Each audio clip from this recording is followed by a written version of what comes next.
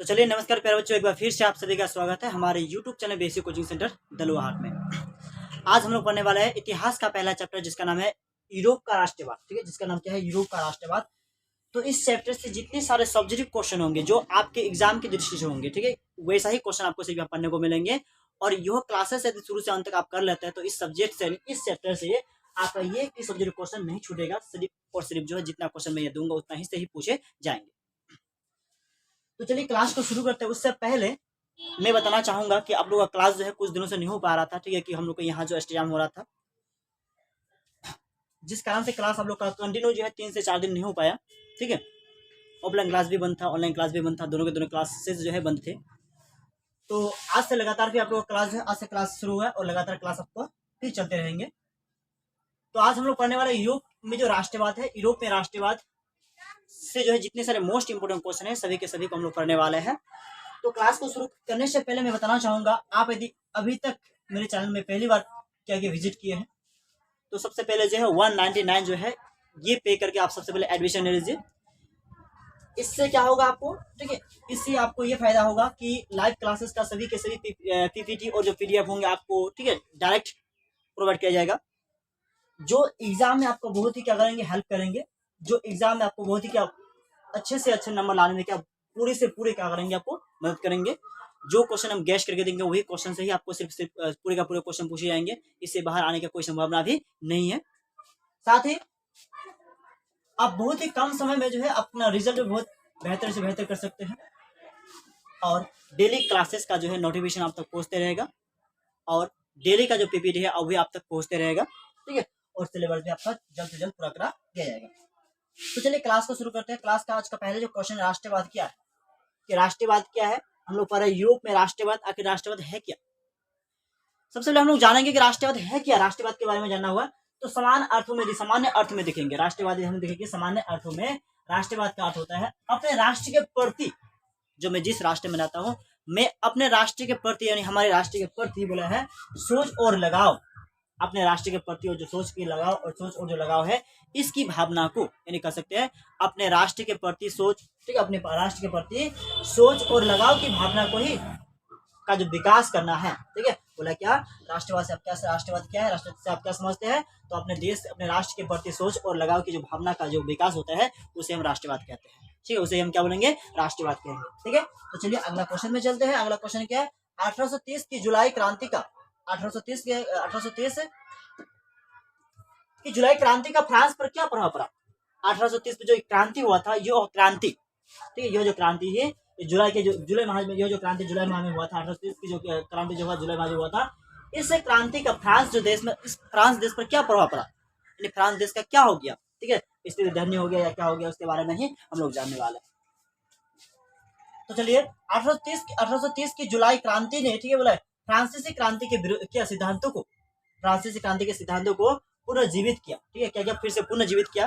क्या बोला है कि 1830 की जुलाई क्रांति में, जब 1830 में क्या जुलाई की क्रांति हुआ था, क्रांति ने फ्रांसीसी क्रांति के विरुद्ध सिद्धांत को, जो फ्रांस का जो क्या सिद्धांत थे, फ्रांसीसी की जो क्रांति थे उसके सिद्धांतों को पुनर्जीवित किया। उसके जो सिद्धांत उसको फिर से क्या तैयार किया, उसके सिद्धांतों को फिर से क्या पूरा का पूरा तैयार किया। तथा फ्रांस में बोला क्या उदारवादी मध्य वर्ग जो फ्रांस थे उसने उदारवादी जो है या मध्यम वर्ग, ठीक है, का जो है राजनीतिक क्या महत्व को बढ़ावा दिया।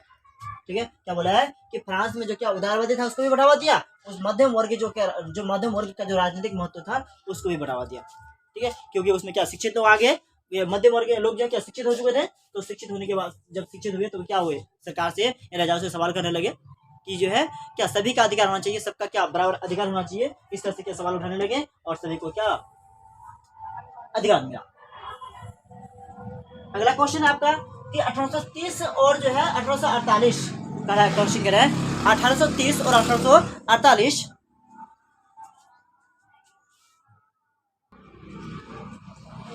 तो 1830 और 1848 की क्रांतियों की सामान्य विशेषता क्या थी?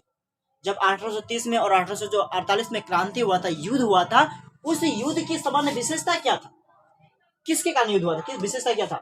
बोला है सभी क्रांतिकारी जो है प्रतिक्रियावादी, जो जितने सारे क्रांतिकारी थे सभी के सभी क्रांतिकारी बोले प्रतिक्रियावादी यानी सरकार के खिलाफ, ठीक है, राजाओं के खिलाफ, बोले निरंकुश शासन की बोले समाप्ति करना चाहते थे। निरंकुश जो राजा क्या मिलकर जो निरंकुश शासन चलाते थे, उस शासन को ये समाप्त करना चाहते थे। सभी का जो है एक ही लक्ष्य था, सभी जो क्रांतिकारी प्रतिक्रियावादी का एक ही लक्ष्य था कि निरंकुश जो एक क्या था, जो निरंकुश क्या था मतलब क्या शासन था, उस शासन को ये क्या करना चाहते थे, सभी के सभी क्रांतिकारी जो है समाप्त करना चाहते थे। पहला हो गया। दूसरा भी कह रहा है ये उदारवाद और राष्ट्रवाद को समर्थन करते थे। जो उदारवाद है, ये उदारवाद को और राष्ट्रवाद को क्या करते थे, हमेशा समर्थन करते थे। बोला है ये वैधानिक शासन की भी मांग कर रहे थे। ये लोग जो है वैधानिक जो शासन है, वैधानिक शासन का भी क्या कर रहे थे, ये डिमांड कर रहे थे, ये सरकार से मांग कर रहे थे, राजाओं से मांग कर रहे थे। बोला है दोनों क्रांतियों की एक जो है मुख्य विशेषता यह भी थी कि स्वतंत्रता और नागरिकता अधिकारों की सुरक्षा, ठीक है, सुरक्षा मुख्य मुद्दा था। बोला है दोनों का अहम मुद्दा, ये मुख्य मुद्दा क्या था, दोनों का मुख्य मुद्दा था स्वतंत्रता और नागरिक अधिकारों की सुरक्षा। जो नागरिक है हमारे में, जो नागरिक मेरा अधिकार, यानी मेरा जो अधिकार, मेरा सुरक्षा इसके प्रति, और देश स्वतंत्रता के प्रति, राज्य स्वतंत्रता के प्रति क्या मांग कर रहा था। चलो आइए क्वेश्चन में चलते हैं। बिस्मार्क के कार्यों की चर्चा की, जो बिस्मार्क है उसके कार्यों की चर्चा करना है। तो जर्मनी के एकीकरण में, जब जर्मनी एकीकरण में बिस्मार्क की जो है क्या, बिस्मार्क की महत्वपूर्ण भूमिका थी। जब जर्मन का एकीकरण हुआ था तो इसमें क्या बिस्मार्क जो है उसका बहुत ही क्या योगदान था, क्या बहुत ही क्या था उसका भूमिका था। वह विख्यात जो है राष्ट्रवादी और क्या बोले कूटनीतिज्ञ थे। जो बिस्मार्क थे वो विख्यात प्रसिद्ध क्या थे, एक राष्ट्रवादी थे, प्रसिद्ध क्या थे, राष्ट्रवादी थे। और क्या राष्ट्रवादी उसके साथ साथ जो कह रहा है ये कूटनीतिज्ञ भी थे, मतलब ये रूस और फ्रांस के क्या राजदूत भी रहे। जो है बिस्मार्क जो है, और रूस का जो बिस्मार्क है ये रूस का और कहाँ का, फ्रांस का राजदूत भी रहे, ठीक है। और 1862 ईस्वी में वह पर्सा का जो है क्या चांसलर बन गया।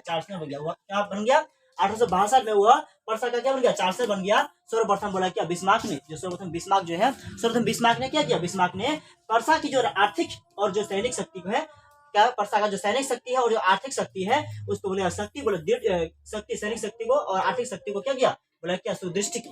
और जो है तत्पश्चात उसके बाद जो है उसने डेनमार्क, ऑस्ट्रेलिया, ठीक है, डेनमार्क, ऑस्ट्रेलिया और जो है फ्रांस, डेनमार्क, ऑस्ट्रेलिया और फ्रांस जो है पराजित कर, ठीक है, डेनमार्क, ऑस्ट्रेलिया और फ्रांस को पराजित कर जर्मनी का एकीकरण कर दिया। किस को, डेनमार्क को, ऑस्ट्रेलिया को, फ्रांस जो है इसको क्या करके जो है इसको मतलब पराजित करके, यानी हरा करके जो है वो क्या जर्मन का एकीकरण कर दिया। जर्मन जो है जिसको क्या कर दिया, एकीकरण कर दिया। ठीक है, नेक्स्ट क्वेश्चन में चलते हैं। मेटरनिख कौन थे, ठीक है, मेटरनिख कौन थे, वह जो है मेटरनिख कौन थे, यूरोपीय इतिहास में वह क्यों प्रख्यात थे, ठीक है, विख्यात थे, यानी क्यों प्रसिद्ध था। क्वेश्चन कह रहा है कि मेटरनिख कौन था, उसके बारे में बताना, मेटरनिख है कौन, उसके बारे में हमें परिचय देना है, उसके साथ बताना है यूरोपीय इतिहास में वह क्यों प्रख्यात था, यूरोप के इतिहास में क्यों विख्यात था, क्यों प्रसिद्ध था, क्यों फेमस था। तो आइए जानते हैं। मेटरनिख जो है ऑस्ट्रेलिया का एक चांसलर था। जो मेटरनिख था क्या, ऑस्ट्रेलिया का एक चांसलर था। वह घोर जो प्रतिक्रियावादी, वह क्या था, जो मेटरनिख था घोर प्रतिक्रियावादी, क्रांति का संदेशों का जो है कट्टर विरोधी, बोला क्रांति के जो संदेशों का कट्टर विरोधी, ठीक है, एवं जो है पुरातन व्यवस्था बनाए रखने का जो है समर्थन करता था। पुरातन जो व्यवस्था है उस व्यवस्था को इस बनाए रखने में क्या हमेशा समर्थन करता था, यानी सरकार क्या मदद करता था, ठीक है, मदद करता था। वो अपनी बोला है व्यवस्था यूरोप, ठीक है, यूरोप के कारण यह व्यवस्था अपने यूरोप कारण, ठीक है, वह जो यूरोपीय इतिहास, ठीक है, बोला उसकी जो व्यवस्था था वो अपनी व्यवस्था, ठीक है, उन्हें अपनी व्यवस्था यूरोप के कारण, वह जो है यूरोपीय इतिहास में क्या था, विख्यात है, ये प्रसिद्ध था। अगला, जर्मनी के एकीकरण की क्या बाधाएं थी, जर्मनी के एकीकरण की क्या बाधाएं थी, ठीक है, जर्मनी के एकीकरण की क्या बाधाएं थी, ठीक है, बोले क्या बाधाएं, जर्मनी के एकीकरण की बाधाएं क्या थी, ये क्वेश्चन है। तो उत्तर, जर्मन के एकीकरण की निम्नलिखित प्रमुख बाधाएं थी। जर्मन जो उसका जो एकीकरण हुआ था उसके प्रमुख बाधाएं थी। किन प्रमुख बाधाएं के कारण जो उसका जो एकीकरण हुआ था, पहला हो गया लगभग 300 छोटे बड़े राज्य थे, ठीक है, लगभग कितना 300 छोटे और बड़े राज्य थे, ठीक है। उसका दूसरा हो गया इन राज्यों में ठीक है व्यापार, राजनीतिक, ठीक है, सामाजिक तथा जो धार्मिक विषमता था। बोला इन राज्यों में क्या व्यापार, राजनीतिक, सामाजिक एवं धार्मिक क्या विषमता भी था। उसके साथ राष्ट्रवाद की भावना का बोला अभाव था।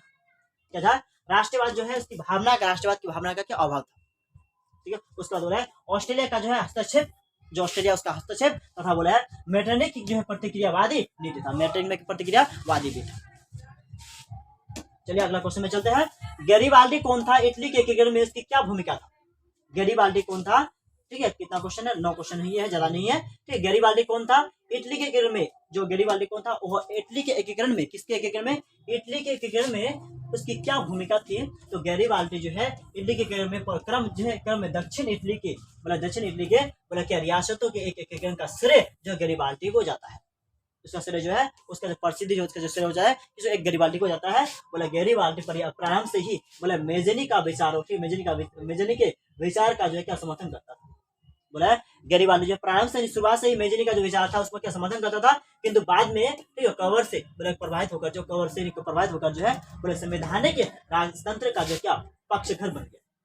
क्या जो संवैधानिक राजतंत्र का पक्षधर बन गया। गैरीबाल्डी पैसे से क्या नाविक था, आपसे मुझे पूछ सकता है गैरीबाल्डी पैसे में क्या था, तो गैरीबाल्डी पैसे में क्या था, नाविक थे। उस जो अपने कर्मचारियों तथा जो है क्या बोला स्वयं सेवकों पर क्या शासन सेना का जो है उसे इटली के, ठीक है बोला इटली जर्मनी के एकीकरण में ऑस्ट्रेलिया की क्या भूमिका है। बोला इटली और जो जर्मन है, इटली और जर्मन के एकीकरण में ऑस्ट्रेलिया जो इसकी क्या भूमिका है, तो इटली के एकीकरण के दौरान जो है इटली इसके एकीकरण के दौरान ही जर्मन क्षेत्रों में काफी बोला क्षेत्र में भी बोला समान प्रतिक्रिया चलती रही। क्या बोला है कि क्या कह रहा है कि इटली के एकीकरण के दौरान, जब इटली का एकीकरण हो उसके दौरान जो है कि जर्मन के क्षेत्र में भी उसके क्षेत्र में भी बोला क्या बोला समानतीय प्रतिक्रिया चलती रही। बोला है इटली के एकीकरण में मार्ग में ऑस्ट्रेलिया बाधक बन गया था। जब इटली का एकीकरण हो रहा था तब क्या हुआ जो है ऑस्ट्रेलिया के इसमें क्या बाधक बन रहा था, ऑस्ट्रेलिया मतलब उसको बाधा कर रहा था। ठीक है, 1830 की क्रांति के बाद 1836 हुआ था, उसके क्रांति के बाद उसके युद्ध के बाद इटली में भी बोला नागरिक आंदोलन शुरू हो गया। ठीक है, कितना 1830 के बाद जो है 1830 के बाद जो है बोला इटली में भी जो है नागरिक आंदोलन शुरू हो गया था। यानी आम जनता भी वहाँ क्या करने लगे, मतलब अधिकार जमा यानी क्या आंदोलन करने लगे। मेजनी ने इन नागरिक आंदोलन का जो है उपयोग करते हुए जो है उत्तर और मध्य इटली में एकीकृत जागरण स्थापित करने का जो प्रयास किया। जो क्या था, या जो मेजनी ने नागरिक आंदोलन को उपयोग करते हुए, जो मेजनी है नागरिक आंदोलन जो उसका उपयोग करते हुए बोला क्या उत्तर इटली और मध्यम इटली को एकीकृत करके जो है क्या बोला गणराज्य स्थापित करने का प्रयास कर रहा था। गणराज्य स्थापित करने का क्या था, ये एकमात्र प्रयास कर रहा था। ठीक है, विनया कांग्रेस की उपलब्धियां बताइए। जो विनया है विनया कांग्रेस की उपलब्धियां बताइए। तो नंबर 1 में हो गया ये, ठीक है, नई प्रादेशिक व्यवस्था नंबर 2 में है दास प्रथा का विरोध, नंबर 3 में अंतर्राष्ट्रीय शास्त्रीय संस्था का निर्माण, और नंबर 4 में अंतर्राष्ट्रीय संविधान। क्या है, अंतर्राष्ट्रीय संविधान। तो प्यारे बच्चों, यो क्लासेस आपका जो है क्या यूरोप का राष्ट्रवाद क्या हुआ आपका जो बिल्कुल समाप्त हुआ।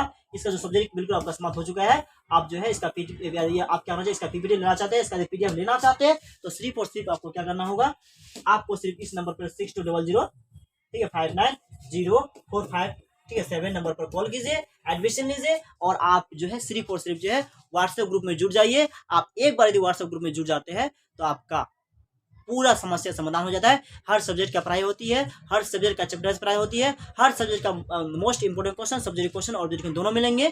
आपको निश्चित रहना है, आपको सिर्फ तैयारी करना है। ठीक है, क्या प्रोवाइड करना है, किस समय क्या आपको देना है वो मेरी जिम्मेदारी है, मैं आपको कराऊंगा। आपको सिर्फ क्या करना है, क्लासेस करना है, और आपको डेली के क्लासेस करके जो है जो भी आपको मिलेंगे जो भी आपको प्रोवाइड किया जाएगा उसको पूरा करना है। आपका रिजल्ट बेहतरीन से बेहतरीन बल्कि बहुत बेहतरीन होने वाले हैं। तो चलिए, आज था सब्जेक्ट का क्लासेस, सब्जेक्ट का क्लास नहीं हम रखते हैं, ऑब्जेक्ट क्लास भी एक साथ आपको देते, सब्जेक्ट और ऑब्जेक्ट एक साथ देने वाले थे, और एक साथ आपको देते भी इसलिए नहीं पाए क्योंकि अभी तक जो है ऑब्जेक्ट का जो क्वेश्चन है वो मेरा अभी तक जो है पीडीएफ यानी पीपीटी हम नहीं कर पाए हैं, यानी टाइपिंग नहीं कर पाए हैं, जिस कारण से मुझे ऑब्जेक्ट का जो क्वेश्चन है अलग से बनाना पड़ता है। ठीक, तो मैं अगले दिन जो है ऑब्जेक्ट का क्वेश्चन अलग से फिर से आप लोग के सामने लेके आऊंगा। तो तब तक के लिए हम इसी क्लास जो क्लास था इतने में रखते हैं सीमित। तब तक के लिए बाय बाय, जय हिंद एवं जय भारत।